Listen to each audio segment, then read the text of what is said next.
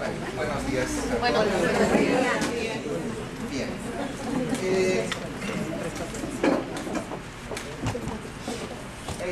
La elección del tema para poder trabajar con ustedes el día de hoy no fue tan sencillo de elegir. Porque evidentemente ustedes, desde lo que fue la reforma del 2004, han enfrentado un cambio de modelo, un cambio de paradigma. Un cambio de paradigma que ahora implica responsabilidades diferentes para ustedes. Sobre todo, esas responsabilidades son de asignatura, es decir, hay contenidos disciplinarios que ahora ustedes son responsables de que los niños los adquieran, y en torno a la mirada del niño, pues el niño dejó más de ser niño, digamos, no porque ya no sea niño, sino se le tuvo ya la mirada más de un sujeto didáctico que de un sujeto psicológico. Es decir, se le ha mirado ahora más como un niñito con posibilidades de aprender conocimientos que antes estaban como prohibidos, ¿no? Que eran de la primaria. La investigación ha mostrado que estos niños durante mucho tiempo fueron muy desaprovechados, ¿sí? Quizás por eso les decía, más enfatizadas las preocupaciones de tipo psicológico que las de tipo didáctico. Bueno, entonces el tema que hoy, digamos, el tema de hoy va a tratar en torno a los problemas de suma y resta. Es un tema bastante álgido para el nivel de preescolar, a nivel nacional. Judith y yo tuvimos el privilegio de compartir, estar en el comité del INE que diseñó la prueba Excale para preescolar. Yo soy parte de ese. Los resultados que dejó la aplicación de esa pruebita muestra que el 60% de los niños de tercero, de preescolar, están en el nivel por debajo del básico y básico. El 60%. ¿Qué implica eso? Que son niños que saben contar, o sea, el básico sería el niño que sabe, pues, hacer correspondencias, que reconoce los números.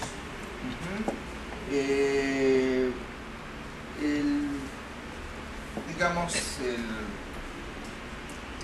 el básico rompe allí la línea de corte de los que ya saben contar, ¿sí? Pero los que saben contar bien. Ustedes sabrán que hay conteos que luego oscilan, ¿no? El niño se toma algún tiempo en poderlos estabilizar. Y bueno,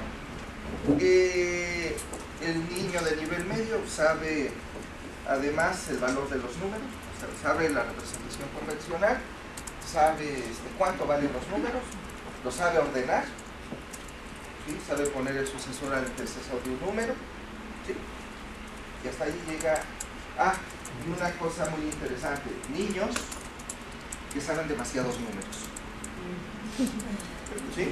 Niños que ya saben hasta por el 100. Eso salió reflejado. Niños que saben hasta el 100. Que no es difícil porque como nuestro sistema es muy regular, nuestro sistema de numeración, es decir, no porque no puedan los niños, o sea, ese ya es un contenido del sistema de numeración, que no está contemplado en preescolar, pero los niños sí pueden con él, ¿sí? A lo mejor más adelante es un tema que luego tenga que ser incorporado a su currículum, y hasta las fracciones, porque los niños de 5 años empiezan el camino de las fracciones, con este asunto de partir pasteles, ¿sí? Por allí entonces los niños se ha visto que tienen series numéricas bastante grandes, ¿sí? Bien, no les hace daño que sepan tantos números, ¿sí?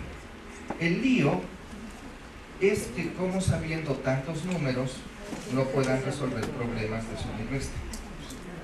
Ese es el problema. ¿Sí? Es decir, yo prefiero un niño que se sepa hasta el 20 y que pueda entrar a resolver problemas de suma y resta. Entonces, no es un problema de capacidad de los niños, no es un problema de lo que la didáctica llama obstáculo de desarrollo, es un obstáculo de tipo didáctico. ¿Sí? Entonces, cuando se habla de un obstáculo didáctico, se señala al docente. No para culparlo, simplemente decir, aquí hay un lío. Como ha ocurrido con la enseñanza de las matemáticas y a todos sus niveles, ¿no? Se habla de un fracaso de la matemática, pues sí, estamos requete mal. Toda la educación básica es un desastre en matemáticas, ¿sí? Ya cuando ven la aplicación de PISA en tercero de secundaria, híjole, ¿cuántos chavitos de tercero de secundaria entienden el lenguaje algebraico y saben para qué sirve? ¿Sí? O sea, eso ya es un de los poquitos, pero no es un lío de capacidad de los alumnos. La didáctica desde hace mucho tiempo mostró que más que problemas de aprendizaje de las matemáticas, es decir, señalando al niño, los didácticos mostraron que eran los maestros los que tenían problemas de enseñanza. ¿Sí se entiende? Se puso la pelota del otro lado de la cancha. ¿Sí? Y no para juzgarlos, ¿se entiende? ¿No? O sea, y los didactas también han sido muy claros de que los maestros sus razones tienen para enseñar cómo enseñan. ¿Sí? El asunto es que hay que revisar esas prácticas. Bueno, lo que no quisiéramos para preescolar es que ahora que tienen responsabilidades curriculares como las de primaria, hagan prácticas como las que ellos hacen, ¿no? Entonces, no empecemos a hacer que odien las matemáticas desde más chiquitos, ¿no? Queremos que las hagan. Eso se puede lograr, se puede. Vale. Entonces, el lío que regresándome a lo que les comentaba, los niños de nivel medio, según la prueba de Scalde, son los que pueden resolver problemas de suma y resta. ¿Sí? Problemas sencillos de suma y resta. Y allí está el lío, porque entonces allí hay como un 30% de niños que lo pueden hacer. Bueno, 40, hay 40% de niños que lo pueden hacer. Y solo más o menos como 10 niños están en el nivel alto, o sea el 10%. Pero ese 10%, que era uno de los temas que estábamos definiendo, si hoy venía a trabajar con ustedes enseñanza de la medición, la enseñanza de la medición todavía está más arriba.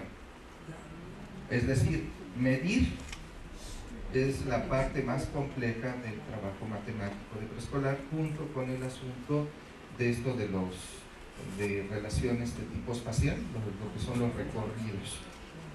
¿Sí? Pero entonces por eso decidimos, para dejarlo para otro momento, trabajar la parte de medida. ¿Sí? Bueno, entonces la idea va a ser que trabajemos un poco respecto a los problemas suma y resta, pero en particular, como yo supongo que ustedes ya tienen elementos teóricos sobre el campo, sí, supongo que ya les han dado algún cursito sobre lo que pasa con el campo de los problemas de suma y resta. Sí, ¿verdad? Ya lo conocen bastante bien. Entonces, lo que vamos a hacer ahora es dar el siguiente paso. Vamos a ver qué ocurre con la evaluación de los problemas de suma y resta. ¿Sí? Los maestros necesitan tener un instrumento para evaluar a los niños. Una pregunta técnica rapidísima. No cualquier niño se le puede evaluar la resolución de problemas de suma y resta. ¿Cuál sería el conocimiento previo que se tendría que reconocer en un niño de preescolar para decir que se le va a evaluar en suma y en resta? ¿Sí? ¿Se capisca? ¿Cuál es el conocimiento previo para decirle a la educadora cuándo es conveniente evaluar un niño respecto a la resolución de problemas de sumir restricto, ¿no? Primero la noción de cantidad. Que tenga la abstracción numérica. ¿Qué es eso? La abstracción numérica es cuando el niño ya tiene conocimiento del número y de la cantidad que está contenida en ella, de cuántos elementos están conformando cierto conjunto de objetos que está contando.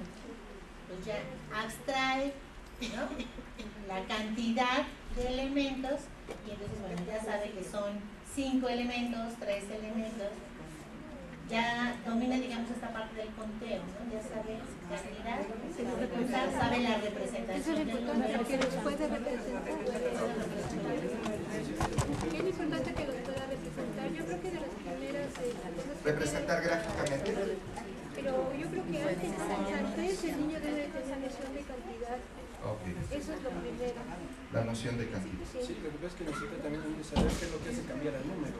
¿Qué es lo que Por un lado, qué es lo que le hace cambiar y aplicando las acciones de agregar, quitar, un principio más elemental. Por supuesto que debe conocer que los principios del conteo, como mencionó por acá, le va a ayudar muchísimo a esto, ¿no? Principalmente es comprender también qué es lo que puede hacer cambiar el número, cómo lo conceptualiza, que saber que, por ejemplo, el 3 incluye el 2 y el 1, no sé, o sea, que son los 3 elementos, o sea, que vaya teniendo por ahí un concepto más rico. Ahora, está señalando varios aspectos respecto al número. Uno, lo que te llamas Norma, lo que Norma señala es respecto al papel del conteo. La maestra habla de la representación escrita. La representación escrita y el tener noción de cantidad. La representación escrita y la noción de cantidad, lo que vale ese numerito escrito. ¿Te llamas? Roberto habla y eso lo vamos viendo, es una parte muy importante en la entrada de los problemas suma y resta, el asunto de la sensibilidad de los niños a las transformaciones. ¿Sí? Ahorita les doy un dato al respecto. Pero señalaste una parte que apunta a algo que se le llama la regla cardinal. Cuando los niños cuentan, ¿sí?, cuando dice son 7, o sea, el niño ha contado 1, 2, 3, 4, 5, 6, 7. Pero hay niños que cuando se les dice, ¿cuántos dijiste que son? 1, 2, 3, 4, 5, 6. A ver, espérame, ¿eso qué es? No, está bien, Robert. ¿Qué pasó? Sí, no, lo que pasa es que el sobreconteo es a veces porque... La cardinalidad. Cuando el niño tiene la posibilidad de poder contar, de poder mencionar otra vez la cantidad sin volver a contarlo otra vez uno por uno de los elementos de algún conjunto, de alguna situación, algún grupo de elementos, bueno, pues entonces parte de la última cantidad que guarde en la cabeza. Dice, ¿cuántos me dijiste que eran? 5. ¿Cuántos me faltan? 5, 6, 7, 8, 9. Necesita volver a contar del 1 hasta el 5. Bueno, ok. Esa parte todavía no le llaman sobreconteo, llámenle regla cardinal. ¿Sí? Sí. La gran pregunta luego va a ser ¿qué es el sobreconteo? Porque Super dice, los niños resolverán problemas aditivos con conteo y sobreconteo. Se está marcando hay jerarquías de procedimientos. Ya tómensela, empiecen a estar contentos cuando lo hagan por conteo. Ya luego el asunto del reto didáctico es cómo lograr que el niño use el sobreconteo. Pero también para que el niño lo use, algo debe de cambiar en el problema para que favorezca la aparición del sobreconteo. ¿Sí se entiende? Lo que se hace es a lo que yo quiero favorecer que el niño se construya, yo tengo que buscar un problema con ciertas características. ¿Sí? Es decir, estamos en una idea de un modelo didáctico que habla que los alumnos me van a responder en función de qué tipo de problema yo les ponga. Pero entonces la responsabilidad de una educadora es que sepa qué variables didácticas le va a meter al problema. ¿Sí? Es decir, hay problemas que favorecen el uso de dedos. en algún momento queremos que no los usen, pero no los vamos a prohibir. Hay que hacerle algo al problema para que les estropiemos a los niños el uso de dedos. ¿Sí se entiende? O sea, algo cambia con lo que el niño enfrenta, ¿sí? Que hace que ahora lo que él usaba ahora ya no sirva. ¿Sí? Entonces se provoca una evolución, pero esa evolución no va dicha por el profe, va sostenida en un diseño del problema donde el profe indirectamente actúa sobre el niño a través del problema. ¿Sí? Bueno. Entonces, ojo, resumiendo, la parte inicial para que un niño pueda entrar a un problema de suma es que al menos cuente hasta 10, sepa contar hasta 10. El niño va a sostener la resolución del problema con deditos, ¿sí? Pero ¿saben qué? Porfa, arriba de 10, luego les voy a decir, no les den más objetos. Van a generar un obstáculo didáctico. Es decir, los niños, aún no teniendo objetos, usan los dedos. ¿Sí? Eso ya se sabe. Pero el asunto es que los dedos también van de paso. Tenemos que hacer que los niños confíen en el número más que en los objetos. ¿Sí? Ahorita les digo. Es decir, si los primeros problemitas que se van a plantear son algo así como 4 más 3, que implican 4 más 3, el niño los deditos le sobran. ¿Sí? Pero si el problema ahora dice, tengo 8 tazos y he ganado 5, ¿cuántos tazos tengo? Ya no me alcanzan los dedos. Pero entonces, esa decisión es muy buena. ¿Qué va a hacer el niño ante ese problema? ¿Sí? Pero ¿saben qué? Ustedes no le van a dar más material al enano.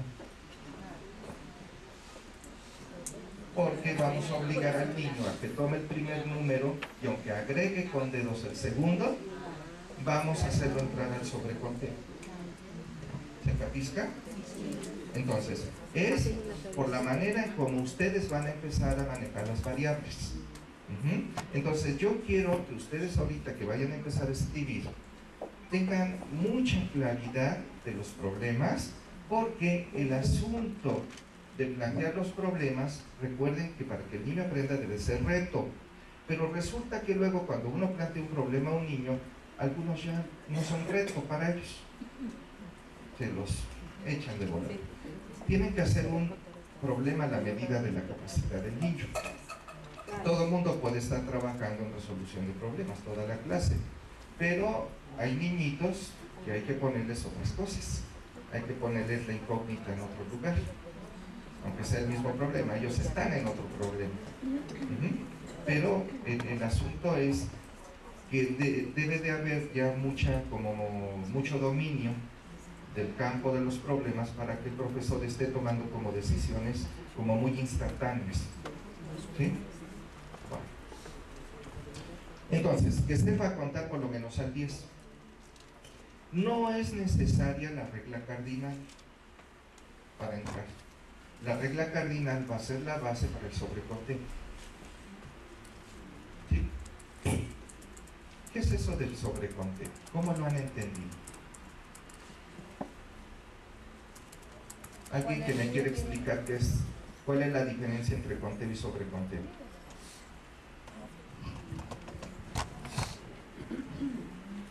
Cuando el niño tiene una cantidad y ya no es necesario contarla en ese momento, y a partir del número que le representa esa cantidad, puede continuar el conteo.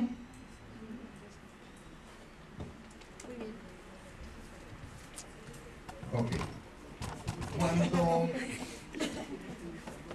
Cuando los niños la suma tiene 3 etapas. ¿Sí? En la primera, ustedes plantean un problemita sencillo, 1 más b igual x. O sea, a ver, díganme una más b igual x. ¿Qué gusten?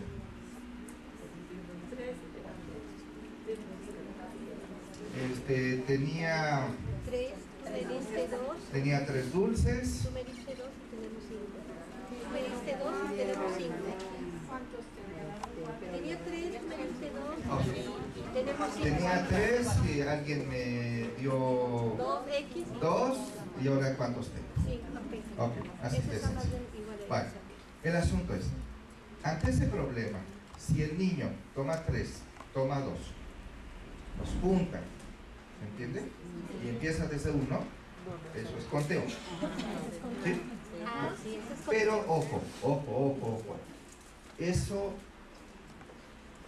estrictamente, matemáticamente, no es suma. El niño está contando una sola colección. Claro, está agregado. Para que haya suma, se necesita reconocer 2 partes. O sea, la relación básica, la más básica en la suma, es tener 2 términos que se suman y un resultado. ¿Se entiende? Un tercero. Entonces estamos hablando de una relación ternaria. Tres datos involucrados. ¿Sí? 2 más 3 igual a, y el 5, ¿sí? Sale como consecuencia de la suma de 2 y 3. Entonces tenemos 3 datos, es una relación ternaria. Para que se hable de suma, el niño tiene que considerar el 3, su valor cardinal del 3, es decir, aunque ponga 3 y 2, pero cuando haga su sumita diga 3, 4, 5. Ah, ok. ¿Sí? Ahora sí estamos hablando de que hay suma en sentido estricto. El niño reconoce que hay 2 partes y a una parte le agrega la otra. ¿Sí se entiende? O sea, evolutivamente primero los niños ponen las 2 colecciones, las juntan en un solo conjunto y cuentan desde el 1. Entonces resuelven el problema de suma por conteo, pero están en la etapa 1. De allí lo que queremos es que brinquen a la etapa 2, propiamente la suma. Es decir, que reconozcan una primera cantidad y a esa le agreguen la segunda. Didácticamente hay que ver cómo lo provocamos y no es tan complicado, no es tan complicado, hay que saber cómo hacerlo. ¿Sí? Y necesitamos otro tipo de conocimiento allí para hacer que el niño brinque al siguiente nivel. Y luego el tercer nivel, ojo, el tercer nivel ya es propiamente que el niño resuelva los problemas de suma y resta, pero con un algoritmo. Es decir, las 2 primeras etapas son con números de un dígito, no implican un algoritmo. Pero cuando el niño ahora tiene las cantidades que va a sumar son 37 más 15, ya necesita el sistema de numeración como apoyo, ¿no? Es decir, los números crecen y el niño entonces necesita ahora saber el algoritmo para resolver. Entonces no se preocupen, eso ya le toca a los de primero de primaria. ¿Sí? Estaba tentado a ponerles algo de algoritmo porque aunque ustedes no tienen la responsabilidad de enseñarlo, se supone que un maestro debe de saber más que el alumno, ¿no? O por lo menos saber lo que estás haciendo para qué va a servir para el siguiente nivel, ¿no? O por lo menos el profe que está antes, o los de primaria, ¿no? Por ejemplo, el asunto de los problemas de multiplicación y división ahora arrancan en preescolar. Y saben que esa chamba tiene una línea que va a pegar hasta secundaria, hasta el álgebra, hasta los inicios del álgebra. Hay ahora un tipo de trabajito que se hace con las cuentitas de división, que hacen que los niños ya empiecen a pensar la idea de la variable, que es lo que está metida en las literales, ¿no? Las X y las Y, ¿no? Pero se hace desde la entrada, desde la multiplicación, la división. Es decir, desde problemas de proporcionalidad. ¿Han oído hablar algo de preálgebra? Preálgebra. Se supone que ese es el pasito que hay de la aritmética al álgebra. Entonces se tiende un puente antes de dejársela así completito con álgebra. Hay un espacio donde desde lo conocido, desde la parte aritmética, se empiezan a dar los primeros pasos al álgebra. ¿Sí? Bueno. Ok. Entonces, ¿qué más? Necesitamos el conteo. No necesitamos la regla cardinal para empezar a que los niños aprendan a resolver los problemas. Necesitaremos la representación del número, la representación gráfica del número, la convencional. Tampoco, pero sí hay que avanzar en ella. De hecho, didácticamente, oigan, una cosa es como el conocimiento previo para entrar, pero ya cuando uno está haciendo la chamba didáctica, hay que recorrer primero la parte de número.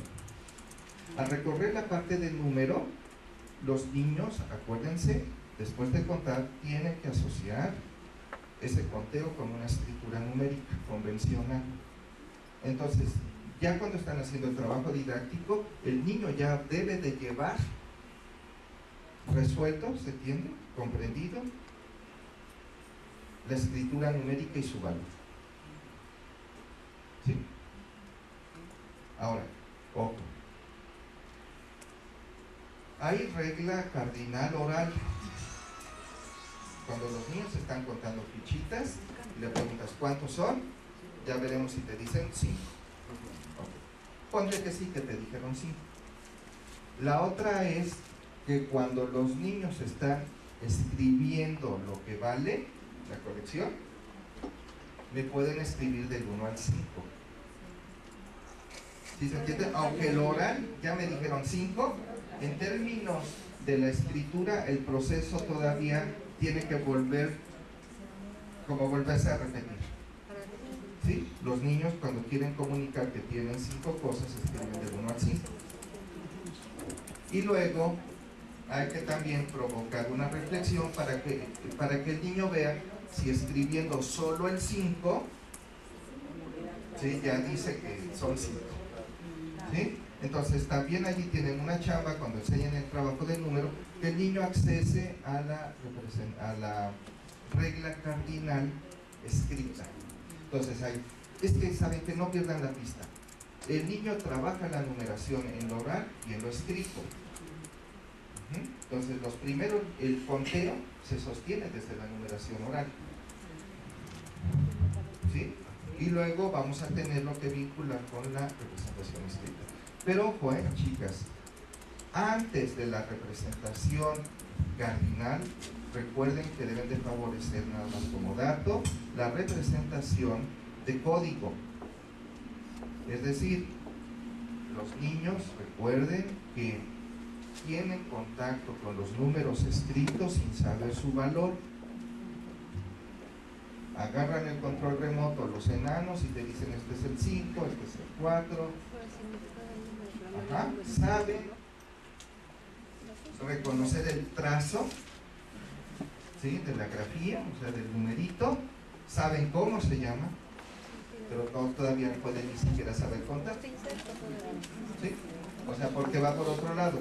Recuerden que el acceso temprano al número vía la escritura, el niño lo hace como el número como etiqueta, el número para reconocer algo. ¿Sí? Y los niños aprenden cómo se llama. ¿Sí?